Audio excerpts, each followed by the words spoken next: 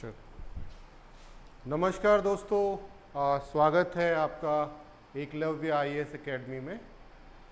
दोस्तों आज बात करेंगे कुछ और एमसीक्यूज़ की, बहुविकल्पीय प्रश्नोत्तरों की। पिछली बार मैंने आपसे बात की थी, उनका थोड़ा स्तर थोड़ा डाउन था, मतलब they were not of that level questions. आज जो प्रश्न मैं लेके आया हूँ वो एक तो उनकी प्रकृति थोड़ा भिन्न तरह की है, अलग अलग प्रकार के हैं, जैसे कोड बेस्ड हैं, असर्शन रीज़न हैं, और मैच द फॉलोइंग है, फिल इन द ब्लैंक्स है, आदि आदि। तो थोड़ा लेवल तो उनका हार्ड है ही, थोड़ा हाई है ही। और दूसरी बात, ये जो प्रश्न हैं ये द्वितीय प्रश्न पत्र से हमने लिए हैं, जो यूनिट 3 है। ठीक है, देखेंगे कैसे हम इन विभिन्न प्रकार के प्रश्नों को हल कर सकते हैं सरल तरीके से, थोड़ा सा सूझबूझ के साथ, और साथ साथ जो तैयारी हमने की है। ठीक है, और एक बात और मैं आपसे कहना चाहूँगा कि आपकी जो परीक्षा है ये एक प्रशासनिक अधिकारी के लिए परीक्षा है, तो आप ये मान के चलिए कि प्रश्नों का जो स्तर होगा वो ठीक ठाक होगा, थोड़ा हाई होगा, तो उस हिसाब से आप तैयारी कीजिए। आप एक राजपत्रित अधिकारी बनने जा रहे हैं, तो obviously you will get good standard of questions. ठीक है, तो देखें, पहले प्रश्न से शुरुआत करते हैं। तो पहला प्रश्न है कि संस्थागत नियोजन के उद्देश्य का सबसे अच्छा वर्णन कौन सा सादृश्य है? Which analogy best describes the purpose of institutional planning? यानी इंस्टीट्यूशनल प्लानिंग को इनमें से कौन सा सादृश्य बेहतरीन तरीके से चित्रित करता है? जैसे एक शेफ प्लानिंग अ मेन्यू, एक शेफ मेन्यू की योजना बना रहा है, एक आर्टिस्ट पिक्चर पेंट कर रहा है, लॉयर प्रिपेयरिंग अ केस, वकील केस तैयार कर रहा है, और डॉक्टर डायग्नोजिंग अ पेशेंट, एक डॉक्टर मरीज का इलाज कर रहा है। तो इसमें से कौन सा इंस्टीट्यूशनल प्लानिंग के से मतलब सादृश्य रखता है, मिलता जुलता है? ठीक है, तो इसमें जो बेहतरीन आंसर होगा वो होगा ऑप्शन ए। सबसे मोस्ट रेलिवेंट आंसर होगा ऑप्शन ए, क्योंकि हम देखते हैं जब एक शेफ अपना मेन्यू तैयार करता है तो वो बहुत सारी चीज़ें देखता है। वो देखता है कि उसके रेस्टोरेंट में आने वाले जो गेस्ट हैं उनकी चॉइसेस क्या हैं, वो क्या पसंद करते हैं, क्या नापसंद करते हैं, आजकल मार्केट में किस तरह के फूड की डिमांड है, आदि आदि। तो उसके अकॉर्डिंग वो अपने मेन्यू को तैयार करता है, अपनी टीम को उसमें लगाता है, सबको ऑर्गेनाइज करता है, और अकॉर्डिंगली अपने कस्टमर्स को सेटिस्फाई करता है। तो chef planning A menu is the best option for this question number 1। ठीक है, नेक्स्ट इज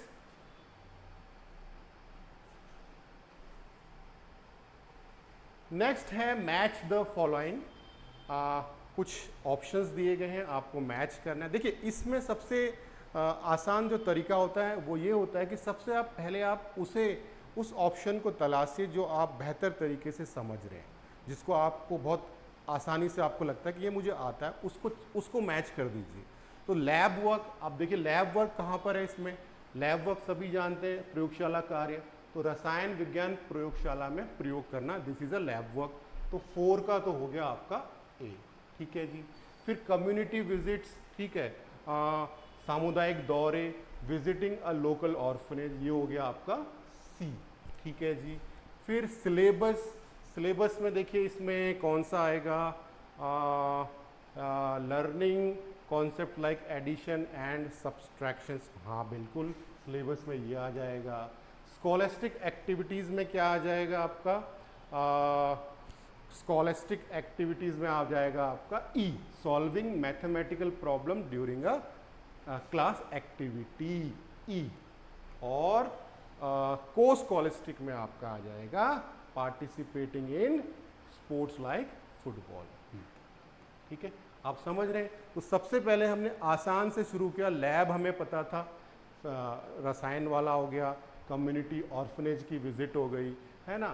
सिलेबस हम जानते हैं, ये मैथ्स वगैरह आप जब बच्चों को पढ़ा रहे हैं ना, learning concept like addition and all.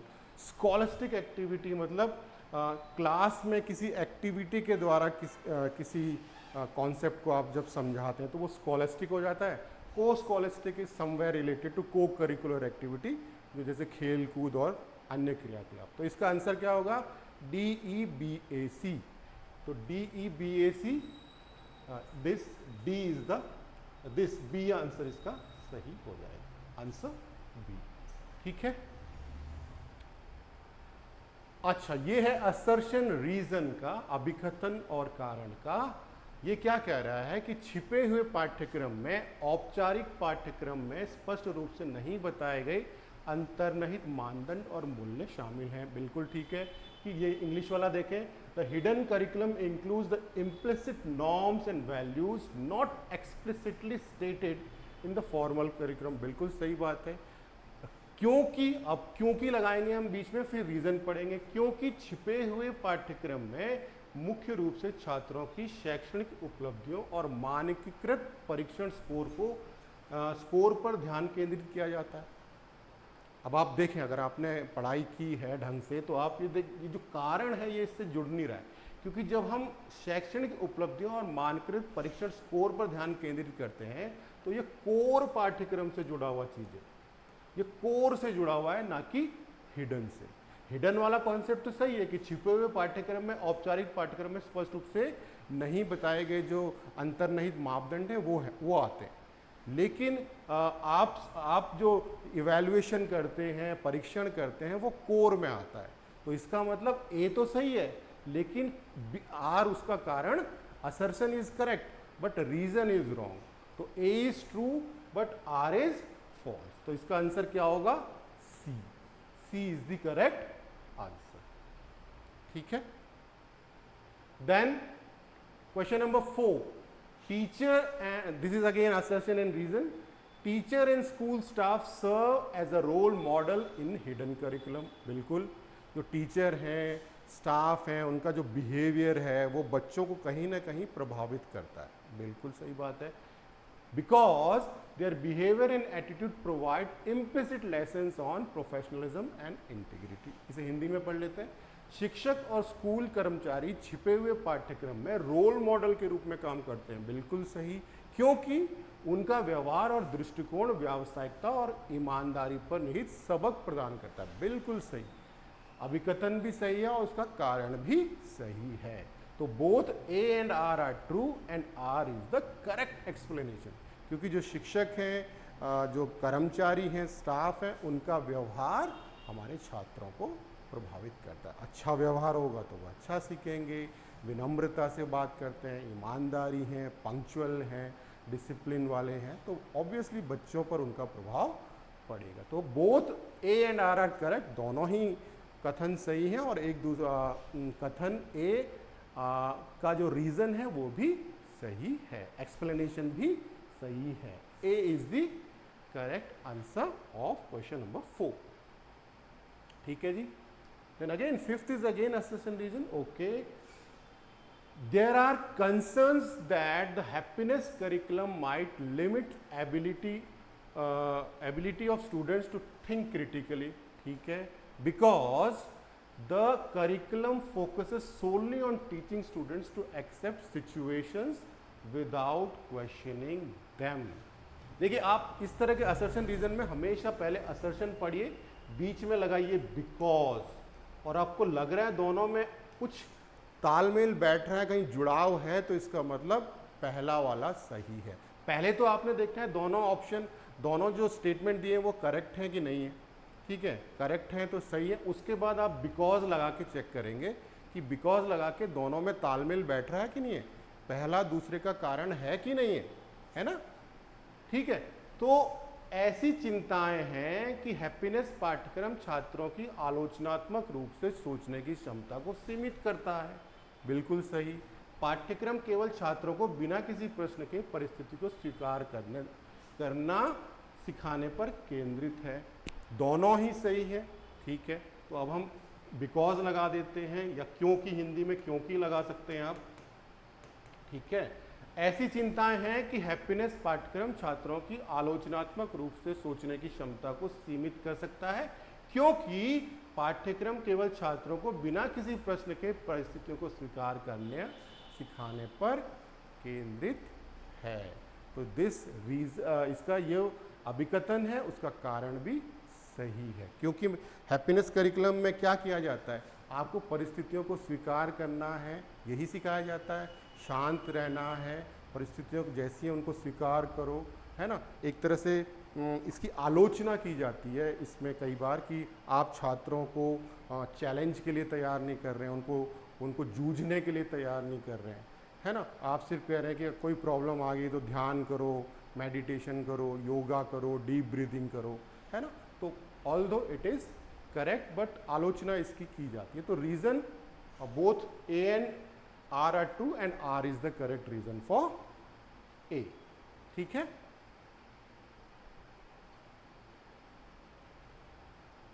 Again ये आ गया आपका फिर से मैच द फॉलोइंग। अब यहाँ पर भी आपने सबसे पहले उठाना है जो आपको लगता है कि which one is the best easy answer for you to join. तो पहला जो है आपका इकोनॉमिक ग्रोथ आपको लगता है सही है।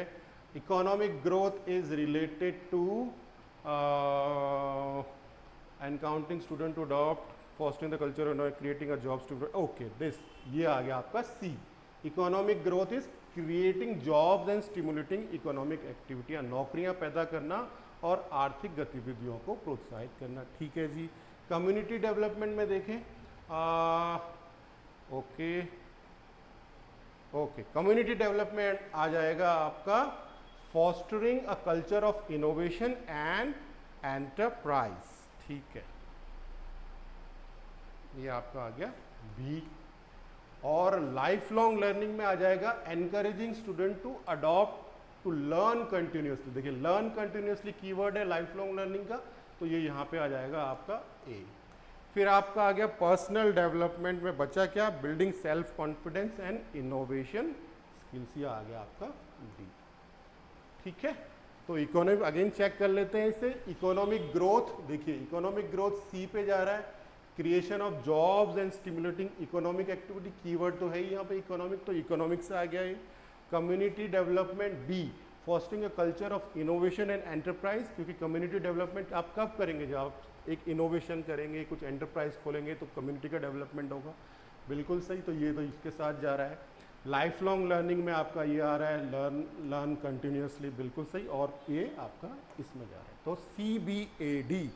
CBAD is the correct answer, CBAD, this one, A is the correct answer.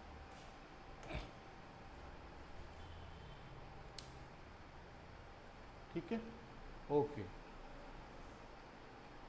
7th question is again it's related to assertion reason. The curriculum aims to create conducive learning environment, बिल्कुल सही है।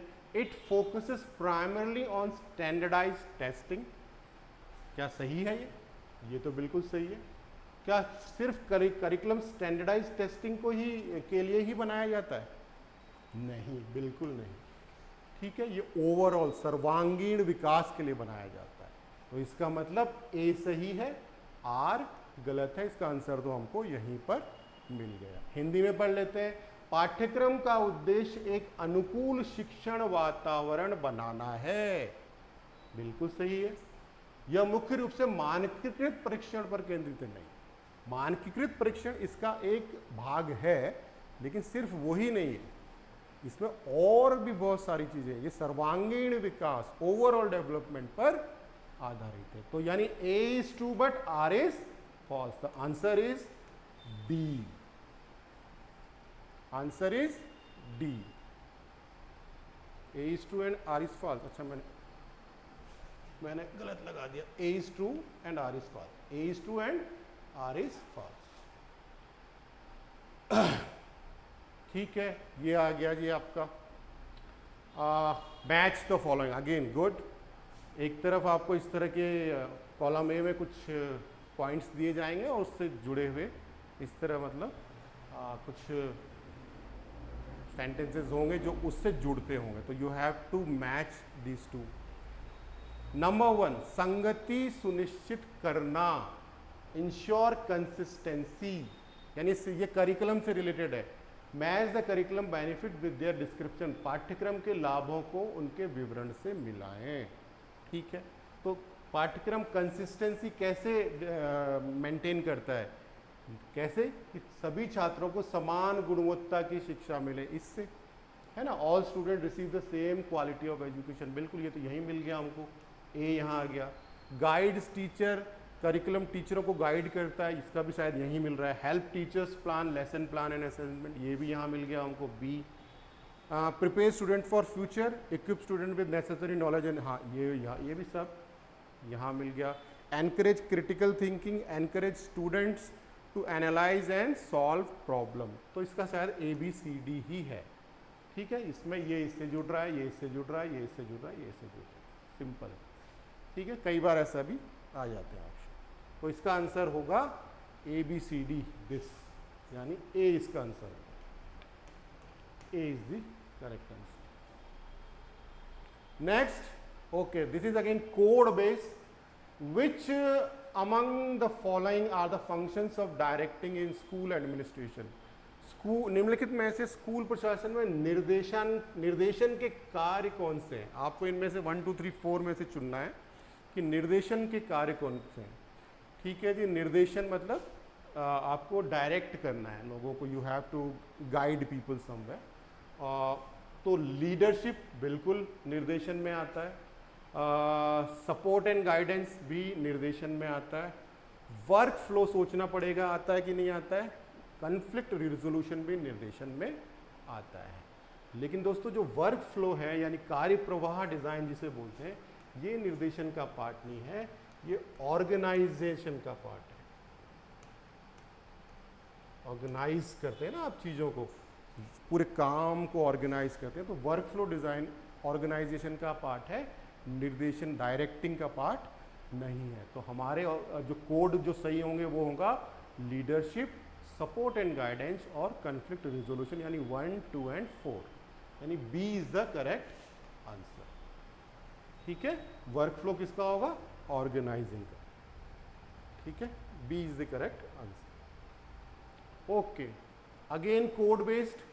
Which of the following activities are examples of evaluation and feedback in school system? School system में evaluation और feedback से related कौन सी चीजें हैं?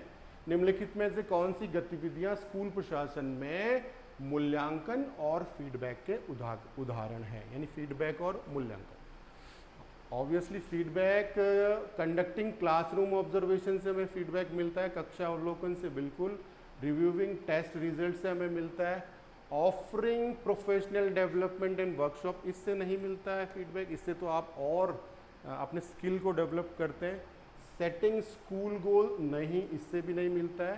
ठीक है, तो पेशेवर कार्यशाला से नहीं मिलता है और स्कूल के लक्ष्य निर्धारण से हमें फीडबैक नहीं मिलता है। हमें सिर्फ फीडबैक मिलता है जब हम कक्षाओं का अवलोकन करते हैं और बच्चों के टेस्ट को रिव्यू करते हैं। तो केवल इसमें 1 और 2 ही सही होंगे, यानी option A is the right answer. थोड़ा सा आपको क्रिटिकली सोचना होगा, थोड़ा सा मतलब आप मतलब एलिमिनेशन का भी इसमें यूज़ कर सकते हैं, है ना। तो एलिमिनेशन से भी कई बार आंसर निकल जाता है। जैसे हम जानते हैं कि ए कंडक्टिंग क्लासरूम ऑब्जर्वेशन तो आना ही आना है। क्लासरूम ऑब्जर्वेशन तो फीडबैक और मूल्यांकन का मेन चीज़ है, तो 1 तो होना ही चाहिए, तो 1 इन 2 में तो है ही नहीं, तो ये कट जाएगा। स्कूल के लक्ष्य निर्धारित करना, तो ये ऑब्जर्वेशन में तो होता ही नहीं, तो 4 जहाँ होगा वो भी कट जाएगा, तो बचा क्या हमारा 1। तो कई बार आप एलिमिनेशन से भी आंसर निकाल लेते हैं। ठीक है, okay, then again this is again a code based. Which of the following activity, okay ये तो आंसर दे दिया। Okay, 11th question, participative management can lead to reduced resistance to change among employ.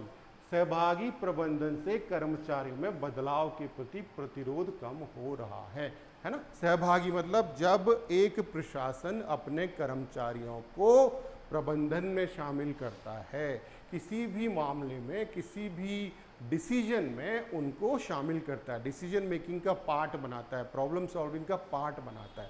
तो जब ऐसा करता है तो कर्मचारी प्रतिरोध नहीं करते हैं, क्योंकि उनकी सुनी जा रही है ना, निर्णयों में उनकी भागीदारी की जा रही है। तो ये हमें बताना है कि क्या ये सही है ना, बिल्कुल सही है। जब हम सहभागी प्रबंधन में कर्मचारियों को शामिल कर लेते हैं तो वो प्रतिरोध नहीं करते हैं, वो सहयोग करते हैं, क्योंकि निर्णयों में उनकी भागीदारी हो रही है। तो सत्य है, ट्रू है।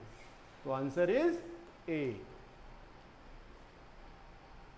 ठीक है। Next, lean management include the concept of just in time to reduce inventory cost. Lean management में इन्वेंट्री लागत को कम करने के लिए जस्ट इन टाइम की अवधारणा शामिल है। तो लीन मैनेजमेंट का basic concept he just in time है, यानी चीज़ों को ऑप्टिमम यूटिलाइज करो, व्यर्थ मत करो। चीज़ों को बिल्कुल जैसे ही आपको वो उपलब्ध होती हैं उनका इस्तेमाल करो, वो व्यर्थ न जाए। उतनी ही चीज़ें इस्तेमाल की जाएं जितनी आपकी ज़रूरत है। जो चीज़ें आपके काम की नहीं है उनको हटा दिया जाए, जो चीज़ें आपके अनिवार्य हैं उनको लाया जाए और उसको बेहतरीन इस्तेमाल किया जाए। तो हमेशा समय पर चीज़ें आपको उपलब्ध हो और उनका आप ऑप्टिमम इस्तेमाल करें। यही लीन मैनेजमेंट का कॉन्सेप्ट है, जिसको हम जस्ट इन टाइम भी बोलते हैं। तो this is true, A is the correct answer. ठीक है जी। Kaizen, okay, very good. What does kaizen mean in lean management? Kaizen, lean management में काइजन का क्या मतलब है? काइजन वर्ड आपने बहुत सुना होगा। काइजन इज एक जापानी वर्ड है ये। काइजन का मतलब होता है आपको सुधार, धीरे धीरे हमेशा सुधार के लिए काम करना है। You have to work continuously for the improvement of anything. It may be for personal improvement, it may be for organisation improvement, लेकिन आपको निरंतर सुधार करना है ना। तो निरंतर सुधार किसी भी ऑर्गेनाइजेशन में धीरे धीरे धीरे धीरे धीरे रे मला धीरे सब कुछ होए, है ना। तो सब कुछ धीरे धीरे होता है, तो सुधार भी धीरे धीरे होता है, एक दिन में नहीं होता। यही काइजन का कॉन्सेप्ट है। तो इसीलिए काइजन का मतलब क्या है? निरंतर सुधार, धीरे धीरे निरंतर सुधार करते रहो, चाहे थोड़ा करो लेकिन जरूर करो। हर दिन थोड़ा थोड़ा सुधार आपके ऑर्गेनाइजेशन में किसी भी स्तर पर होना चाहिए। तो the meaning of kaizen is निरंतर सुधार, and the answer is B. And the last question for today is 14. An example of the hidden curriculum influencing student behavior is when students learn the importance of dash through the enforcement of school schedules. छात्र व्यवहार को प्रभावित करने वाले छिपे हुए पाठ्यक्रम का एक उदाहरण तब होता है जब छात्र स्कूल के कार्यक्रमों के प्रवर्धन के माध्यम से महत्व को सीखते हैं। स्कूल के कार्यक्रम, शेड्यूल पे आप ध्यान दीजिएगा, यहाँ पे स्कूल शेड्यूल, ठीक है। तो स्कूल शेड्यूल छात्रों को क्या सिखाता है? स्कूल शेड्यूल कह लीजिए या टाइम टेबल कह लीजिए या एकेडमिक कैलेंडर कह लीजिए, ये हमें क्या सिखाता है? आप खुद सोचिए, क्या है ये? हमें फ्लेक्सिबिलिटी सिखाता है, इंडिपेंडेंस सिखाता है, पंक्चुअलिटी सिखाता है, या इनोवेशन सिखाता है? हिंदी में लचीलापन, स्वतंत्रता, समय की पाबंदी या नवाचार? ऑब्वियसली शेड्यूल, टाइम टेबल, कि इस समय पे मुझे ये करना है, इस समय पे ये एक्टिविटी होगी, इस समय पे ये क्लास होगी। तो क्या सिखा रहा है? एक तरह से ये पंक्चुअलिटी सिखा रहा है। शेड्यूल आपको क्या सिखा रहा है? पंक्चुअलिटी, समय की पाबंदी सिखा रहा है, ठीक है। तो आपने कीवर्ड भी पकड़ने कई बार, तो यहाँ हो जाएगा आपका पंक्चुअलिटी, ठीक है, समय की पाबंदी। ठीक है दोस्तों, तो answer is C. Answer is C, punctuality. तो ये थे कुछ 13-14 क्वेश्चंस विभिन्न प्रकार के और उनको सॉल्व करने के तरीके। इस तरह के क्वेश्चंस आ सकते हैं, इससे रिलेटेड क्वेश्चंस आ सकते हैं। लेकिन स्ट्रक्चर लगभग इसी तरह का रहता है। एमसीक्यू आ सकते हैं, सॉरी मैच द फॉलोइंग आ सकते हैं, कोड बेस्ड आ सकते हैं, ट्रू एंड फॉल्स से आ सकते हैं, असर्शन रीजंस आ सकते हैं, और हो सकता है वो आपको कोई केस स्टडी दे दें, उस केस स्टडी से रिलेटेड भी क्वेश्चंस वो आपको दे सकते हैं। तो आई होप आपको लेक्चर, ये छोटा सा जो प्रेजेंटेशन था एमसीक्यूज़ का, आपको पसंद आया होगा। धन्यवाद, शुक्रिया, शुभ दिन।